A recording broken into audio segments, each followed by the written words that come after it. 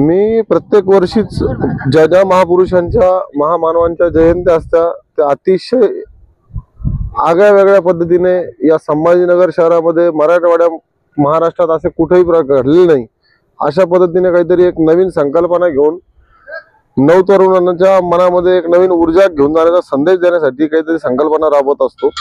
आणि ती संकल्पना फक्त महापुरुषांच्या जयंतीनिमित्त व विविध असलेल्या कार्यक्रमानिमित्त राबवत असतो। त्याच अनुषंगाने या शिवजयंतीला यावर्षी आपण आदरणीय नेते लोकनेते आमदार विलास बापू घुमरे प्रतिष्ठानच्या माध्यमातून त्यांच्या संकल्पनेतून 10,000 बिस्किट पुड्यांपासून छत्रपती शिवरायांची प्रतिमा तयार करण्यात आली।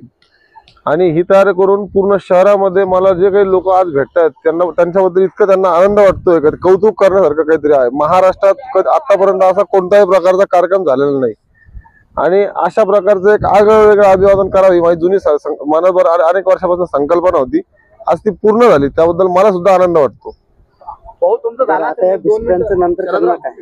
या बिस्किटाचं तुम्हाला खरंच सांगायचं, तुम्ही चांगला प्रश्न केला, तर याच्या अगोदर सुद्धा आम्ही डॉक्टर बाबासाहेब आंबेडकरांच्या महापरिनिर्वाण दिनानिमित्त क्रांती चौक इथं 3 क्विंटल तांदळापासून बाबासाहेबांची प्रतिमा तयार केली होती। त्या प्रतिमेचे जे तांदूळ होते ते तांदूळ आम्ही सिद्धार्थ गार्डनला पक्ष्यांसाठी व काही गोरगरीब लोकांना डोनेट केले, त्या माध्यमातून त्यांना पोट भरलं गेलं। आणि शिवाजी महाराजांचा संदेश होता की बहुजनांचे ते राजे होते, सर्वांना सोबत घेऊन जाणारे राजे होते।